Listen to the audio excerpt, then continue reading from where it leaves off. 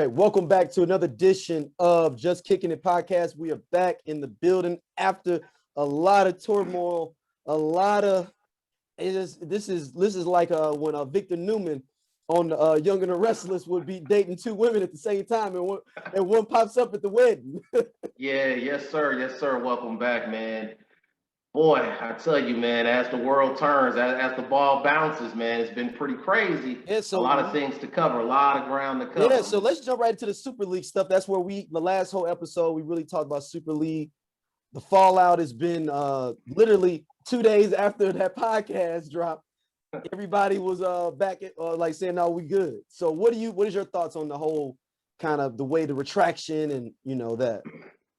It was a fiasco, man. I mean, the credibility, the structure of the game was really on trial, man. And I like to see how the fans stood up, to the man, so to speak. I think some clubs handled it better than others. Some came straight away and apologized and, tried to make amends and, built the bridge.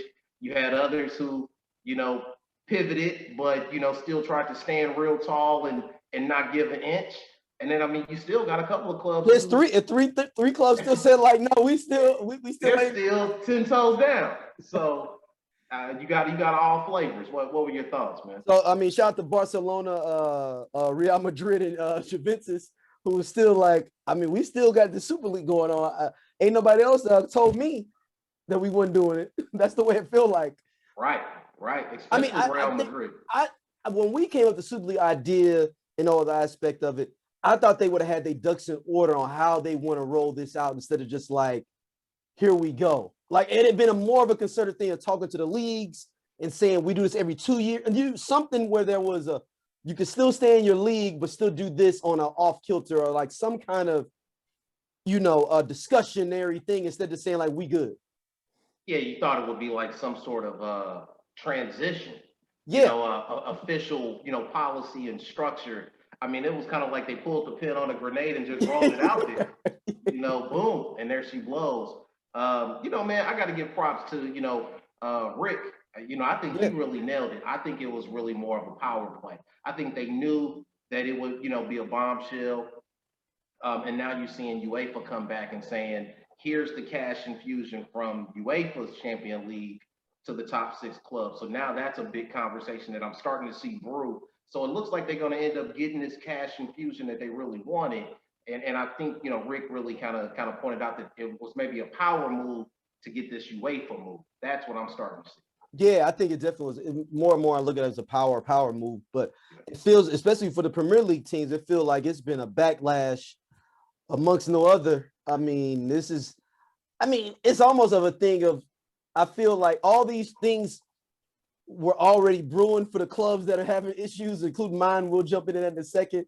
They were already brewing, but it was like damn, like you really going like I said, you had to plan this out and know all your exit scenarios, everything. It seemed like nothing was planned. Right. Like it was all just off the cusp, Yeah. And I mean that's a terrible way to run any kind of business or organization without, like you're saying, the thorough planning and, like you're saying, the exit strategies.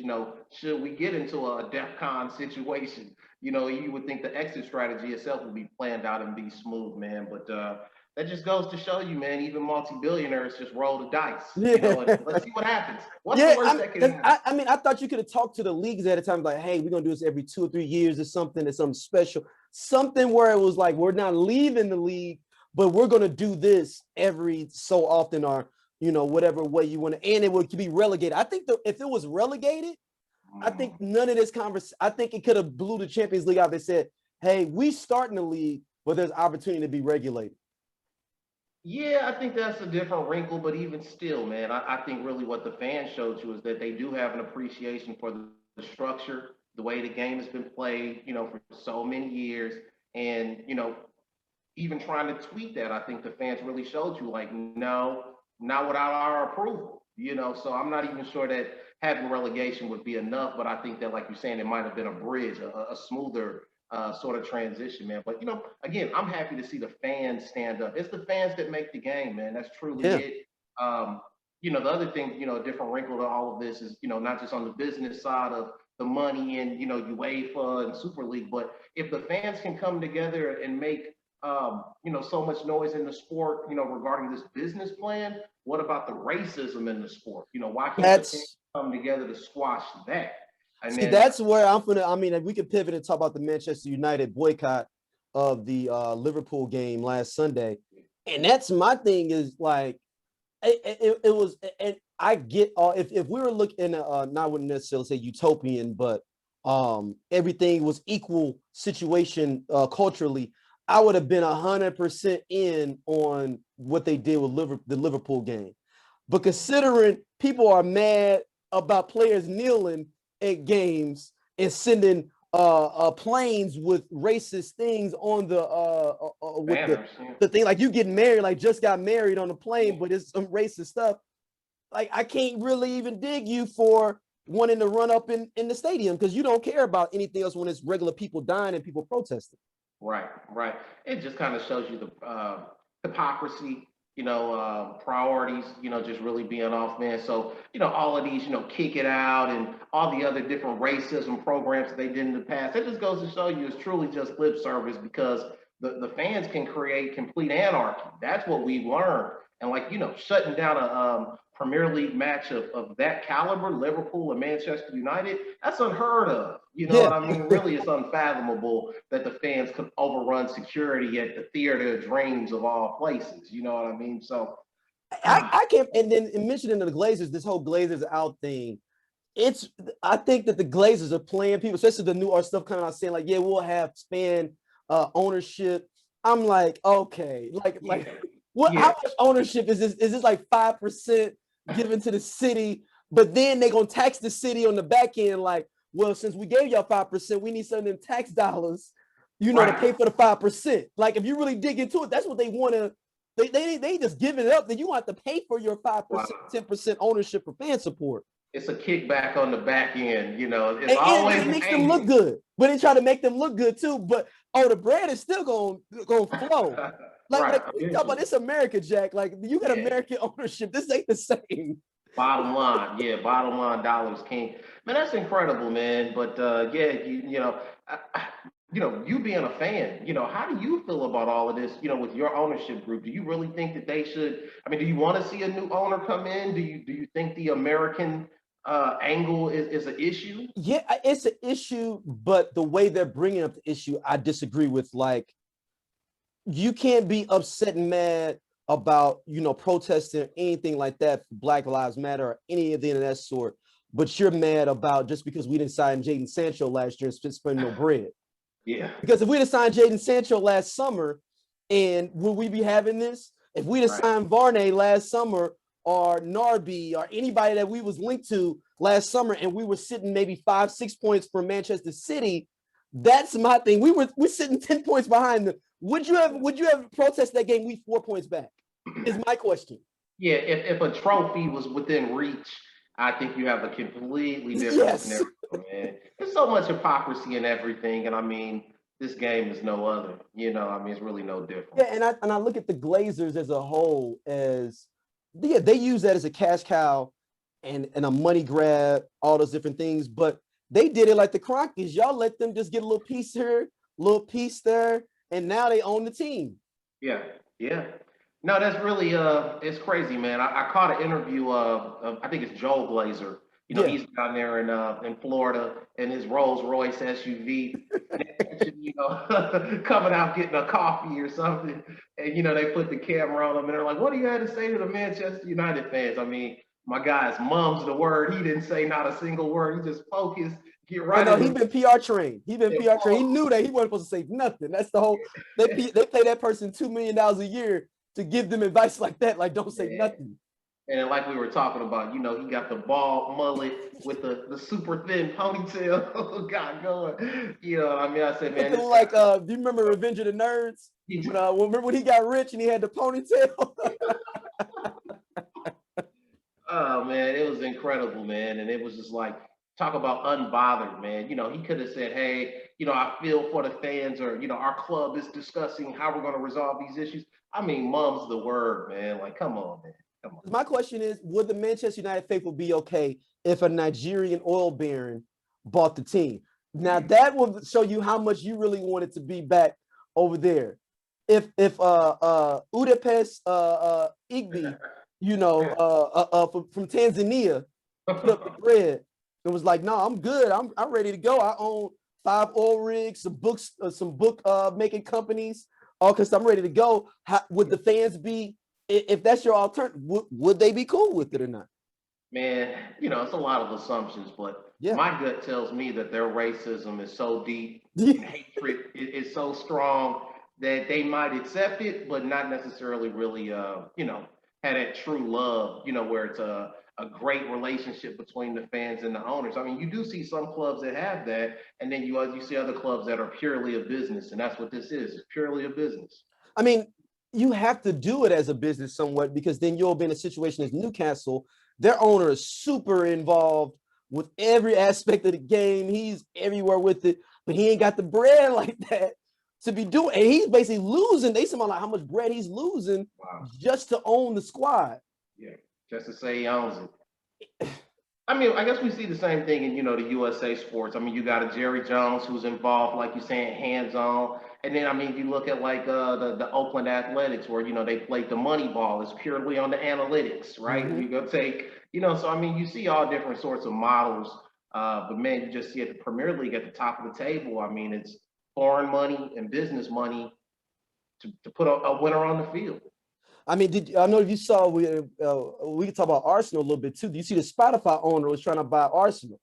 Yeah, he said he claims that he has all the resources, to pull it off.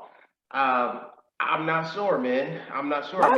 My question to you is, why would Kroenke keep the team at this point? Like, I don't feel Arsenal has been, and shout out to, we have a lot of Arsenal listeners to the show. They have been in the comments on YouTube and stuff saying that they finna get, what was the one dude said that they finna get, it's gonna do a clean sweep and get everybody, right?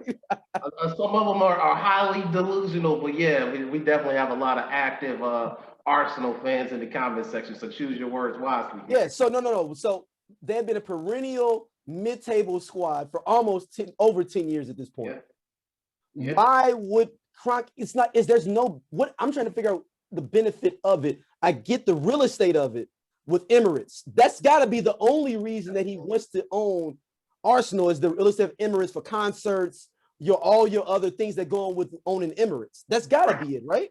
I believe so. And I mean, Kroenke's no dummy, man. He definitely is a businessman.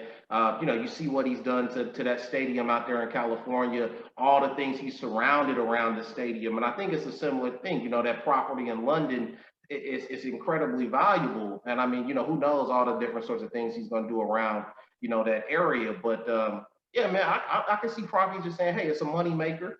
And as long as it's profitable, highly desirable real estate, I'm going to hold on to this piece. I mean, because we truly know he has no love for the game or the fans.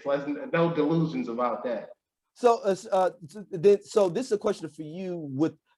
In the Premier League or any leagues, can I own the stadium but not own the team like we do in the U.S.? Or is that a thing of where if you sell the team, you have to sell the stadium along with, like, they get the real estate as well? I can't really think of an example of somebody that's only owns the grounds but doesn't own the club. I mean, I think that's a huge part of its overall value is both pieces. So he couldn't. So if Kroenke was like, "Yo, somebody can own the team, but you got to pay me rent for having Arsenal play there." That's interesting. But I mean, I think that'd be, if you're going to try to own something, I mean, that's like owning, 3/4 of a car.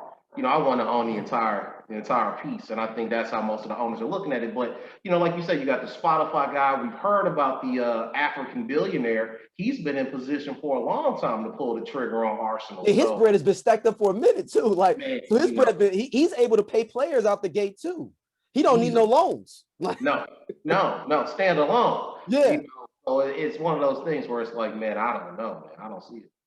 Yeah, because it's sad because Arsenal has a great fan base, man. Like I said, like when we were texting before and we were talking about, and something we talked about 2 episodes ago with the Black viewership, they're number 1 worldwide for African American, not just African Americans, Black people, period, across the world being fans of it.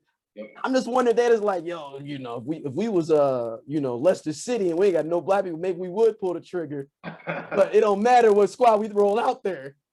Yeah, no, you're absolutely right about that, man. I mean, they've done the best job, I would say, overall, easily, hands down, marketing the game, the people of color, I mean, not just in the US, but Africa, the Caribbean. I mean, people of color, Arsenal tends to be their club, man. And, like you said, super long, great history of success in the Premier League, man. And, it's kind of a shame to see where they are these past, 10, 15, 20 years, not the kind of success we're accustomed to. Yes, I mean, this is because shout out to Brandon, man, one of the biggest Arsenal fans I know. My man B Dub down at he said, man, do you know that I didn't even realize that we were smoking cigars like a week or two ago. He goes, yo, we haven't been in the Champions League in 7 seasons. And I was like, really? Yeah. And I jumped on the Googles and I'm like, oh, word. No, he's not. He was like, yo, we've been in Europa for a few times, but we haven't been in Champions League. Yeah, I mean, they've only won the Premier League one time. Damn. The Invincibles are the only squad that's ever won the Premier League. Wow, that's crazy, man. Because you always expect them, to be in those sorts of positions. But like you said, Champions League, you almost, they're afterthought. You almost don't even consider them when you're talking about, who really can lift that trophy.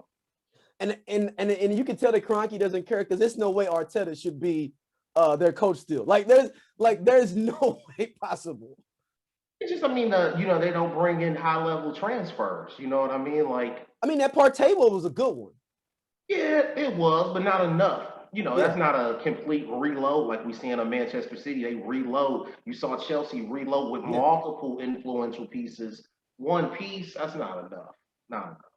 And I mean, and then the way they're doing Aubameyang right now is like deplorable right now to me. Like how you don't start him is ridiculous. I think there's a lot of off the field stuff that goes on with him. I mean, because he'll have the captain's armband on, he'll score goals for fun, but then he's late for a game or he leaves the game early. Y'all about his supercars. Like, man, you got the fastest cars in the world. You can't get to the game on time. What's going on, man? Come on. How you get into practice and it started at 5? You getting there at 6? Yeah, I don't understand that. Yeah, man. So let's jump into your squad, man. Chelsea, man. Y'all had I mean, arguably, I don't even know if arguably is it. I think just straight facts. The best run since y'all let Frank go. Yeah, man. It looks like it was obviously the correct move, man. I mean, you know me, man. I always, got my blue glasses on. You know what I mean? But man, the team is really performing. I mean, I thought we were looking really rough against Manchester City yesterday to come back, 2-1. That's huge for us, man. It's huge for building confidence for the Champions League final, man. I mean, I think sky's the limit. I think we legitimately, I want to get here, D, but I do believe we legitimately have a chance to lift that trophy. What do you think? No. There is. I mean, because in that game, it's a one shot. It's not 2 legs. It's literally a game. Dang. So as long as you make it that far, everybody's got a shot when you get to that final. So so what is it about Tuchel that he's doing that Frank didn't do in your eyes to shift his gear like this? I think Frank really wanted to go with the youth movement hard. I think Tuchel has, brought Conte really back into the fold. He brought some of the veterans back into the fold, and they really performed well. Mendy, I think he really built Mendy up. I was just reading an article. Mendy wasn't even playing football. Wasn't even playing for regular jobs, like applying for going on LinkedIn and applying for jobs. Exactly, man. And now this guy's, clearly our number one. No ifs, ands, buts about it. Man, that penalty that he saved yesterday, incredible, man. I mean, that was set up for you. That was set up for you to look like get put on skates. That was set up for you to be put on skates and look like a fool. Man, that's incredible. I mean, and somebody the caliber of Aguero, like you always think that ball's going into the back of the net, man. So I was just over here, man, going crazy. I know my neighbors hate me, man. I'm screaming. No, because it was crazy because I went to the bathroom. He was like, oh, this might be over. I was like, oh, dang, it's a penalty. I come back and I'm like, oh, wow. So, Hey, man. Game on. The football gods were with us yesterday, baby. They definitely were. I mean, I don't want to throw the apple cart out the way for you, but that was like the second. They had 8-9 different non-starters in that game yesterday for Man City. Listen, man, I'm not buying any of that, man. That's one of the Now, if most. you did it with I mean, none of that back four started. None of that back four started. You're fine with that W as a confidence builder because Absolutely, I am. no Stones, no like everybody in that back four is not there. No, no. Now when they have a chance of winning the trophy, closing down the Premier League yesterday, all they got to do is beat us, and it's game over. I don't care who you roll out there, man. W's are W's. The ball bounced into the back of the net for us. I'm completely taking that as a win, and I'm not buying none of that nonsense you're talking about. I'm just saying that the squad that you think that they gonna roll that same squad out when y'all go to Istanbul, or no matter who they roll out. Turkey? Is it in Turkey? I believe it is. Yeah, I think it is in Istanbul. I think so. Yeah. So I mean, I don't know, man. I need them to lose out. Like at this point, I just need Manchester City to lose all their games. Like at this point, just lose all of them. If we got, because we still have hope in over at the Theater of Dreams that we can still win this title. Is very faint. No, I mean literally, we're sitting there literally on the ventilator, and the family is sitting around us deciding if they're gonna let us go. Yeah, no, man. Listen. I have a lot of respect for you having such a dream. But like you said, you definitely on the ventilator. You got because I looked at their schedule, and it's not like they got no top score. They got Brighton, they got Wolves, they got I think West Brom. Even today, you guys actually looked pretty good today. You know what I mean? But it started off a little shaky, where that could have been a loss, man, and then it would have been game set match. Right yeah, no, it would. I mean, I was prepared for it. The Kool-Aid will start coming more. If we win on Tuesday, win on Thursday, the full engine is in full. I mean, the full tank is ready to go. Especially if Manchester City lose like somebody like Brighton. I think their next game is. Oh, the full train is going to be on board. I like to see it, man. Make it interesting. But I mean, at this point, they're going to win it. I mean, let's just keep it real. All they got to do is win one game out of 4. Easy. Yeah. Like we talked about, this would be the most epic collapse in sports history if they don't get this done. It'd be something to be seen, man. So, I mean, the door's not all the way cracked. I mean, all the way closed, just slightly cracked. But yeah, man, it'd be incredible for it to happen. I have to say, my gut definitely says no. But hey, man, I'm gonna watch. Yeah. I'm interested. I'm definitely interested. So, Champions League semifinals, man. What'd you think about? Let's go, Man City, PSG. Neymar's got to be one of the most bitch players ever, dog. Like just watching his mannerisms and like every play, he wants to kick the ball after pushing people. Right. I got to talk to the ref about every ticky-tack. And they just gave him an extension. Yeah. 2025, right? Yeah, 3 more years. That's crazy.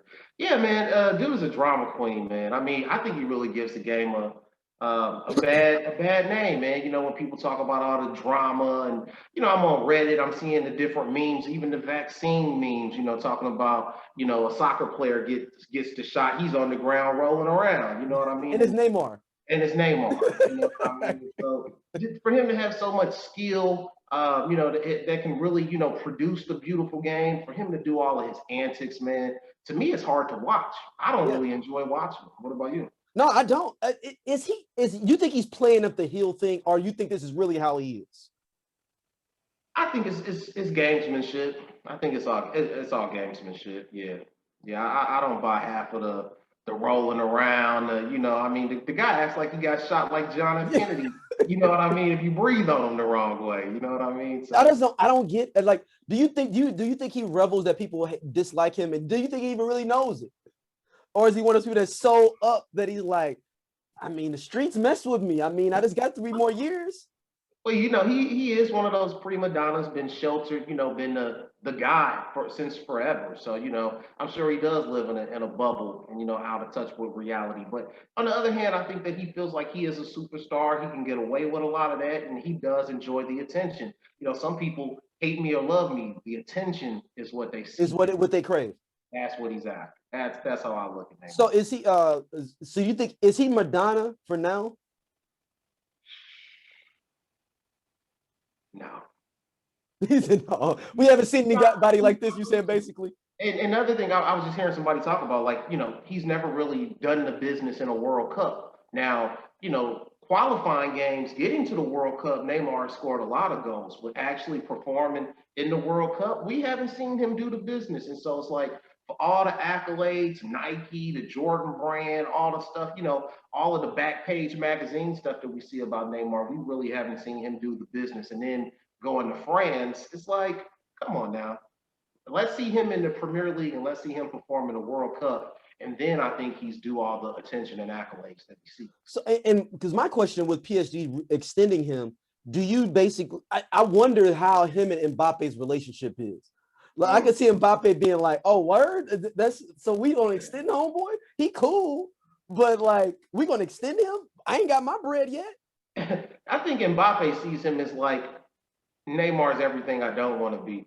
I want to be paid and I want to be, loved by the fans, but I want to be, get those accolades for performing and doing the business.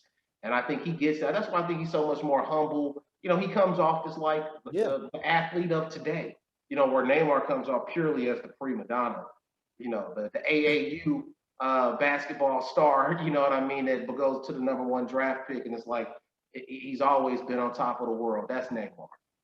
Yeah. So is he? I'm trying to think of. Is there a comparison to him in NBA? Or is he the worst player in all professional sports? Like, just where like, I mean, outside the hate for LeBron, because if you probably did a poll, it'd probably be a lot of people hate LeBron just because his political standing. But just as a player, is he probably the most hated person in professional sports? He's definitely in the conversation. I don't know if he's hated, but he's definitely in that conversation for sure. Yeah, because I wonder about Mbappe if he's going to make a move. And like, all right, y'all extend him. That's cool. I'm finna go ahead and go to Real Madrid or, wherever it may be. But nobody's got no bread, though. That's the crazy. Nobody's got no bread for real. That's and maybe that's why people are extending, taking the bread now. Like, I'm here. Let me go and take this extension. Yeah, what's safe and what can be had now. I think that's what a lot of people are, signing on the dotted line. It's going to be interesting, man, because Real Madrid makes the most sense. But like you said, is the paper going to be there to get it done? It's highly questionable right now. It really they were begging to be in the Super League because they was like, we ain't got no bread. Like, right. And the three teams that are still in are the teams that consistently have the most bread in theory: Real, Barcelona, and Juventus, and they're the ones crying, we ain't got no bread the most. So I'm trying to figure out where all, like, even Pogba going to Juventus, or nobody's got the bread for nobody. Exactly. But, all of these questions that you're posing are totally legitimate, right? But that's what's keeping all the eyes on the game right now. Is that how do you come up with the bread? Like, where's the line? How's it going to shake out? Somebody's going to get a cash infusion from somewhere to get something done. Or maybe there's a dark horse. Maybe there's a mid-level club that's going to get a new oil ownership group and thrust themselves to the top. Who knows? Wouldn't that be interesting? Yeah, no, I want to see something like that. Like something like a random squad, like a Everton getting just that next player they need, because they're already kind of set for a next jump. They just need somebody that's going to be able to maybe hold down their midfield well, like to be able to, and they can maybe get into Europa or the top 4. Piece or two away. Yeah, I could definitely see somebody doing something like that. So, man, mentioning another topic I want to put on, I'm going to put on here, is that now the Premier League is now coefficient-wise coming up this summer the #1 league in all of UEFA. Yeah, passing La Liga. To me, that's just very clear. The product, that they produce is the most attractive. So yeah, to me, that's a no-brainer. I could see that always heading that direction for years now. We're seeing a lot of these leagues wrap up. I was just kind of thinking to myself, you see what's happening in the Serie A. It's a slower game. So for me, that's hard to watch.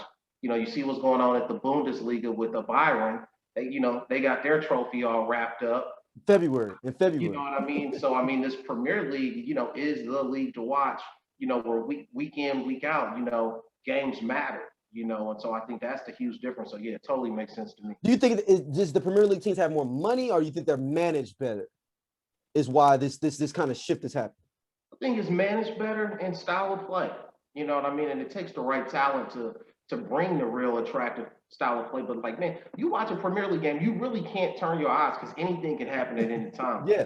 You know, when you're watching Serie A and even, you know, Bundesliga, like if it's not a top, you know, top level club, I mean, man, the game is just so slow and dragging and, you know, simple mistakes where, you know, that Premier League, man, people playing the ball over the top, people playing the ball on the floor back and forth and creative. And that's the other thing, passing the ball forward. That's what you see in the Premier League. People taking chances, pushing the ball forward. And a lot of these other leagues, it's, you know, pass sideways, pass backwards. And that's the difference. But wasn't La Liga like that before? Well, La Liga was kind of known for that before, right?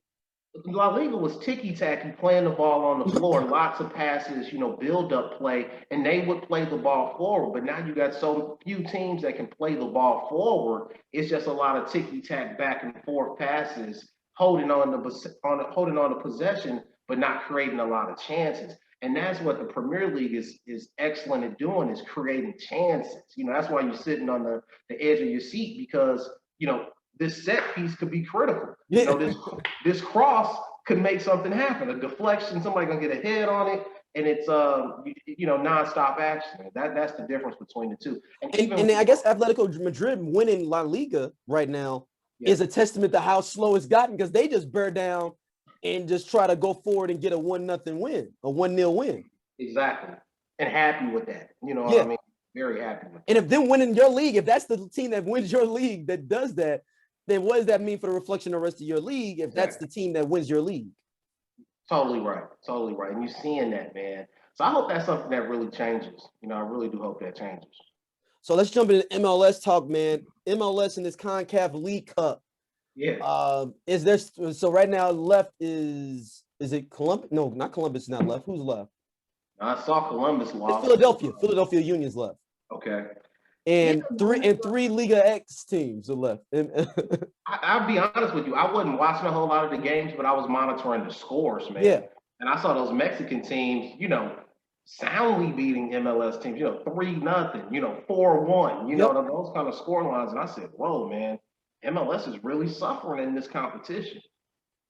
Do you think that this is what it is? Like, I think it's still the quality of the play, you know, the coaching and the players. You know, that's what it really is. I mean, you just see the Mexican players, man, taking a lot better touches, controlling the ball better. You know, they execute, you know, on situations where they should execute. And MLS, you see a lot of things where it's like, oh, you should have had it. You should have, but you just did, you know, you just didn't come through. And that's the difference. I think it's just the coaching and the quality of the player. Does MLS have more bread than Liga X? I think that's tough, man, because you know, that Mexican league's been around a long time, so it is established. You know, I'm sure they got you know, plenty of that that Mexican drug money. Yeah, that's what I was going to say. That what was the homeboy El Chapo money down there? Yeah. So no, I don't think it's a money issue. I mean, you know, they pay their players very well, and they attract a lot of internationals too. I mean, you know, not just Mexicans and other South Americans, but they're starting to bring in some players from Europe as well to Mexico. Yeah, so it's that down to those four, and then you look at Chicharito's coming up here. He's been, you know, clowning, but he's what, like 36, right? Yeah, he's on the tail end side. You know what I mean? Did the business for you guys for a long time. But yeah, man, he looks good. I was watching him at LA Galaxy, putting the ball in the back of the net for fun. And I guess MLS needs to come up with a way to not be the lap, your victory lap for your career. Right. The grade. You gotta figure that out. They gotta figure out where it's like you want to be there. Maybe not at the beginning, but at least mid part of your career where you get mid-career players. Exactly. That's the next step for the league. And like you said, once they're able to figure that out, then the game becomes a lot more attractive. You're gonna see the level of the play on the field improve. But that's why I was kind of asking you when we're texting back and forth. Are they expanding too fast? Is that what's delaying that? And then you see like a Sergio Aguero, you know, so he's leaving Manchester City, you know that for a fact. Does he even consider MLS? I've been hearing a lot of Barcelona talk. Really? Barcelona talk. So I thought that would be interesting. Team up with Messi. Wow, that'd be interesting. For Oh both wow, parties. and their countrymen too. Exactly. So whose spot he taking on their front line then? Who knows? So is Griezmann daddy finna pick up the phone and start being mad again? Man, I can see Griezmann. Or Griezmann Dembele? looks interesting in the Premier League, don't you think? Wouldn't that look Oh interesting? no, I told you Leicester need to pick up the phone and get that third right front line. Man, with him and Vardy up front. That'd be dangerous. I'm telling you, if I'm Leicester City, I'm making that call. Yeah, you gonna call that? Okay. No, I'm saying if I'm Leicester City, I'm making that call. I'm calling them up saying, "Yo, what can we do to make this happen?" I don't know if he sees Leicester as big enough club. Going from Barcelona to Leicester City, that's like going from a Rolls Royce to a Cadillac. You know what I mean? I mean, yeah. But you ain't gonna play. You may if they sign Aguero, you obviously they're telling you not gonna play. I don't know, man. I don't know. It is all rumors right now, but why doesn't Aguero look at MLS? Is that even in the picture? Could you see that? I don't know. That's a good. I mean, I don't see why he wouldn't. If Barcelona's calling you, why wouldn't you at least take that ticket for a year or two? MLS is always going to be there. That's the way you probably look at it. Is if I got 1-2 more shots, kind of like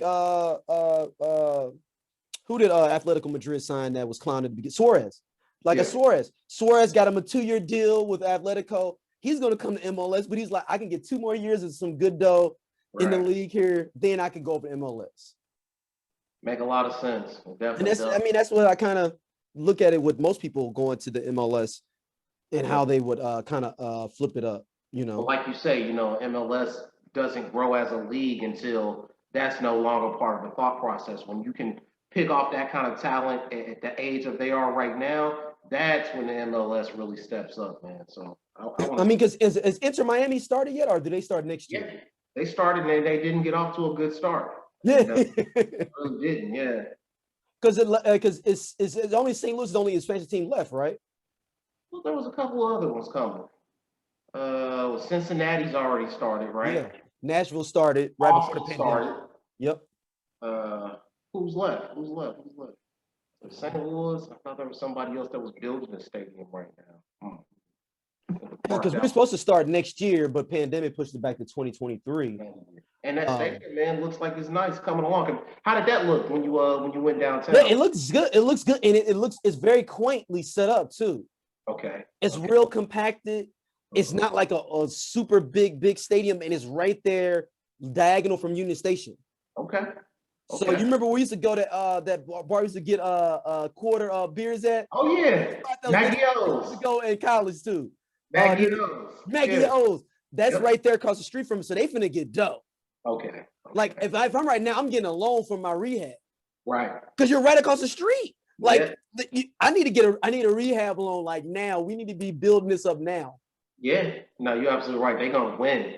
They're gonna totally win with that kind of. And it's an emos across the street on the back end.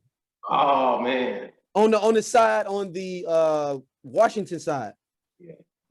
So it's gonna be nice, man. It's gonna be nice. I'm looking forward to seeing how it's gonna be. Hopefully Manchester United can kick Lindelof out over here. I can boo him personally, because he gave up that game. That was on him. Yeah, and speaking of your club, man, I saw they trying to hold on to Cavani too. So I mean, Cavani's the best striker in the Premier League right now. Yeah. Killing it.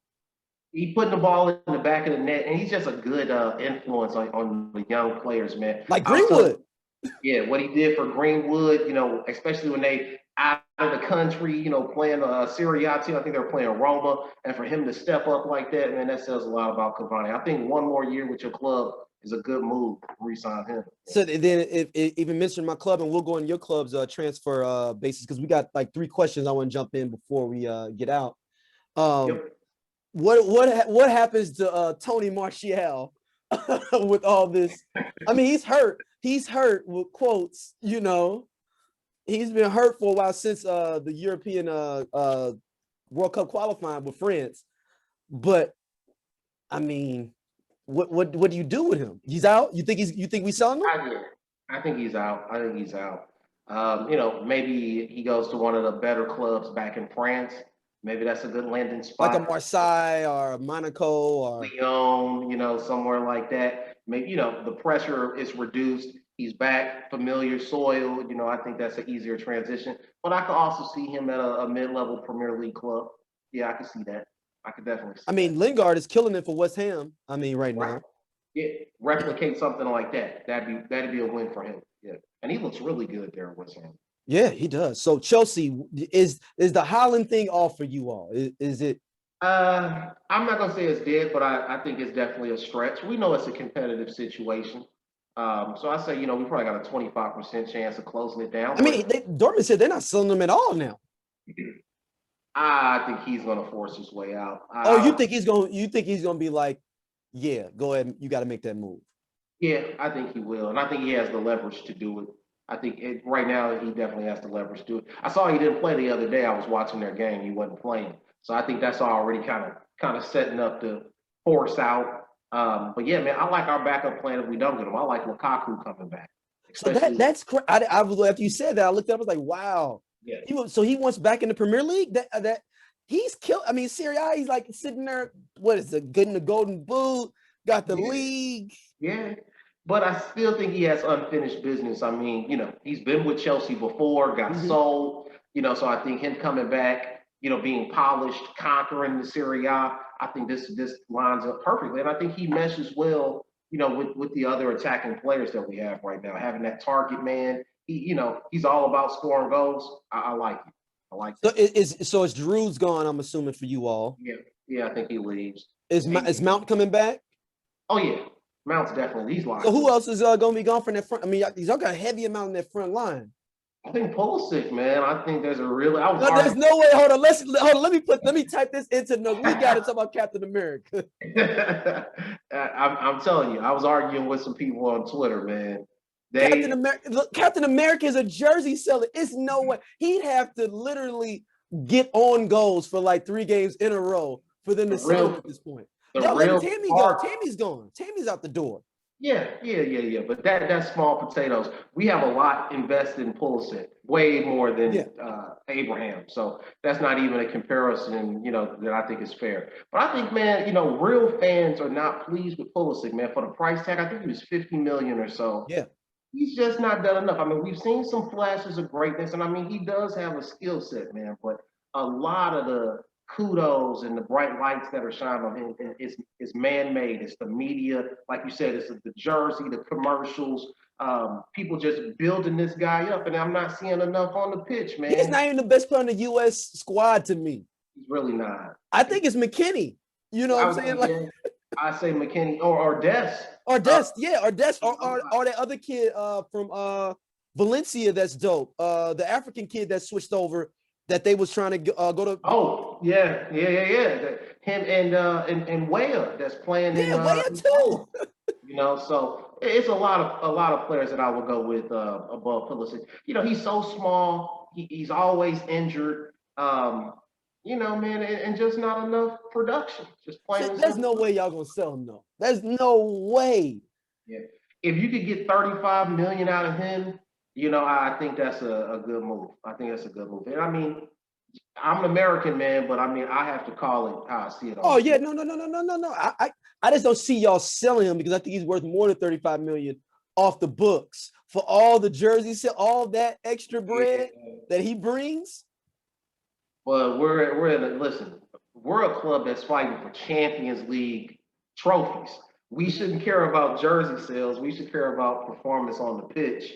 And you need a cog in the machine to continuously, be in these sort of Champions League finals and to really make a real serious run at the Premier League, man, because that's what it's all about. Those are the 2 trophies. So I mean, so 35 mil. If you saw that, he's finished off for 35 million, you'd be like, oh, we need to take that. Yeah, I take that because I think you can reinvest it and bring in somebody that can actually produce. You know what I mean? Like, how much did you guys pay for Fernandez? Oh, we only paid 25 for him. Exactly. So, if I could get 35 and then pull the trigger and pick up somebody from like Porto or something that's balling, because that's how we're looking at Torres from actually we're going to play him in Villarreal at the center back spot instead of maybe splashing all the bread on Varney. from Real Madrid, picking up the 20-year-old that's balling there at Villarreal and saving dough, and then being able to get a CDM as well, and then still getting Sancho, which is still ridiculous that we still having this conversation coming up. That the Sancho price tag went down to 65 mil though. I see it's constantly going down. So maybe the Glazers was onto something. And I told you, I think he's taking his own self on purpose. Wouldn't doubt it, man. If he's unhappy, he's unhappy. But yeah, I mean, it's incredible the way they've slashed his price tag. I'm not really sure what's driving that. What do you think the likelihood is that he shows up in Manchester? It's 50-50. I could see the Glazers getting it just to try to get everybody calmed down a little bit with all the Glazers out movement. Okay. All right, we signed Sancho, and then we getting Varney too. Boom. And we at the grounds are open in August. Everybody come on down. I can see the fans, quickly forgetting, being real happy. That's why I think it's full of shit. That's why I think the whole Glazers, I think, is because if we sign Varney or Torres and a Declan Rice or something crazy, all will be forgiven. Yeah. Back stadium will be rocking once again. Yeah. I mean, and then because people are complaining about how the stadium looks. To me, when I went to the stadium, it didn't look that bad to me. I didn't see some college stadiums look worse than that. Oh, okay. All right. You know what I'm saying? Now, I didn't say it didn't need improvements, but it wasn't like going to like Herbert Hoover or something. That's the way that people online talk about it. Like, oh man, our stands are just horrible. And I'm like, it ain't that bad. But you starting to see a lot of those, a lot of the clubs over there are really making that transition right now to the ultra modern stadium. I mean, look at Tottenham. But Tottenham got caught with that bag, that price tag. I think people scared though now, especially Tottenham sitting there with that money. You can't predict a pandemic. Yeah, that's true. And then I'm even like West Ham, refurbishing that Olympic Stadium into a ultra modern stadium. So yeah, you kind of want to see a Manchester United do something similar and make a major investment. I mean, I feel like the fans deserve that for that kind of level of club. Yeah, so so we got some questions. Jump in here to mailbag. First one comes from Tommy T. He says, "Love the show. You all really give a lot of in-depth analysis and thought process of things for a regular layman like myself would learn about. So I've been getting into soccer a lot, especially from you all's podcast. My question is, why didn't the Super League work on a basis for a bigger scale for the world? And can you see certain teams making more international friendly tournaments around each other?" Yeah, I'll take that one, man. Yeah. Definitely appreciate Tommy checking us out. Man, I think it's real simple. The Super League didn't work, man, because the game is structured on a history. And to break up that structure changes the game. It's no longer the same game. And I think the fans are open to changes when they're reasonable and there's good justification outside of just the financial aspect, as well as inclusion. Fan involvement in those sorts of decisions. To just make a purely financial move without involving the fans and say, hey, here's the new deal, you get backlash and you get this sort of, reaction. So I think that's why I didn't flow, straight out of the gate. What was the second portion of that question? He was saying, do you would see more teams doing international competitions together as like basically like we do our small little Super League for a group stage and then we just kind of do something real quick. I can see that, more exhibitions, and you do see that, some of the bigger clubs, like talking about Arsenal earlier, they always go to India and play some of their preseason games. And, we've seen some of the big clubs, do the preseason tours in the U.S. and play in a lot of our football and baseball stadiums. So, yeah, I definitely think you see more of that, maybe even some miniature tournament preseason-wise to give you some of that Super League sort of matchups. Yeah. All right, next up. This one comes from Julius. He says, give me one signing for a mid-table team that would take them to the top of any league. Oh. So for mine has already put out there, Griezmann to Leicester City. They can win Griezmann to Leicester City. That's a good one. I like the central defensive midfielder at Everton. He just enjoyed. He recently got signed this season with Everton. Big, strong, boss around the midfield. I think that him going to a mid-level club, is a game changer. I think that he produces and plays at a much higher level than the clubs that he's played for. So I could definitely see him being a game changer. All right, last one. This one comes from the Sandman. He says, what team did you not want to see get relegated in the Premier League that you were like, oh man? I didn't have any love for any of them. If I'm honest, I didn't have any love for any of them. I mean, I like to see them all go down and struggle and struggle and stay down. If we could pick up their best player. Well, not even that, but just let them go down for a year or two and give another team to come up a chance to stay up for a year or two, take advantage of the financials, you know what I mean, and see if they can, hang in the Premier League. You know, we're seeing a lot of the up and down, herky-jerky teams, 3 teams go down, 3 teams come up. It's the same group, and I want to see that group change. Do you think that the league should change to 18 like every other big league? Do you think we should not have 20? Because we play more games than every other league. I'm good with the 20 teams. I'm good with it. What do you see as an advantage of doing the 18? Just this wear and tear. I think there's a lot of wear and tear on our players, especially when we play when we playing out in like the Europa or we're playing in the Champions League or anything like that. So many fixtures. So injury, a lot of injury. Yeah. I mean, we're at a disadvantage and we have 2 cups. Okay, I can see that. One of them's got to go. 2 teams got to go, or this Carabao Cup got to go. But it's just like all the other sports. You got a players' union, so they agree to play these games, man. For the kind of money that they making, I'm not boo-hoo. Yeah, show up and play. I mean, mine was Fulham, man. I really like seeing Fulham up. This is probably, and it's certain teams that I like. I just feel like a white supremacist teams. Like I mean, and those fans are probably like I look at a Burnley. And I was like, oh man, they're white supremacist team. I don't even know if they are or not. You know, it just feels. I was like, yeah, based on what? Nothing. It's nothing that I have no. It's just a feel. That's all it is. I just look at the squad. I was like, there's no brothers on the team. Like Norwich. I was like, well, obviously we knew they weren't. We were like white supremacy because that's the team with that had the flag pop off in the game. So we do know Norwich is white supremacy. Yeah, I hear you, man. You got a lot of different characters. That's yeah. So I mean, it's I really like Fulham just because maybe I saw Dempsey play there so long, and I got an attachment to him just because of that, and like seeing him play with that squad for so long. So when I saw Fulham coming back, I was like, oh snap! I hope they can stay up, But it's really kind of locked down, and Sheffield going down is probably really more Dean Henderson leaving, coming back to Manchester United than anything. Is like he was holding them down. I mean, it was helping him out. It was a good experience for him, personally. Yeah. I think he comes back to you guys reloaded, different player. Yeah, I mean, he made a goal controversy now. I mean, we basically sit in the same position as y'all are. Well, I don't know, but it's Kepa. I mean, Kepa is that's a little bit. I mean, Kepa has he played at all this season? Yeah, he's played a few times this season. Okay. Smaller cup games, but he still's very shaky. Definitely not comfortable with the ball at his feet. I mean, and I think he was $85 million, nowhere near that price tag. Yeah, and as we wrap up, I'm nominating for our Gareth Bale Award winner of the week, Hazard of Real Madrid. Wow.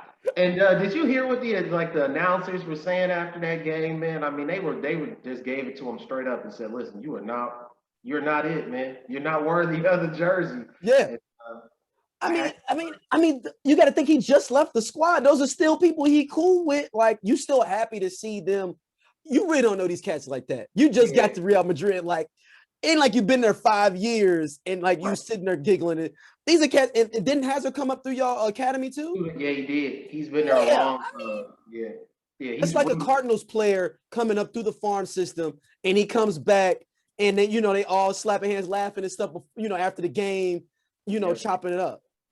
Yeah, no, that's definitely true, man. But you also got to know that Real Madrid. You can't do it on the camera. You got to wait till in the tunnel.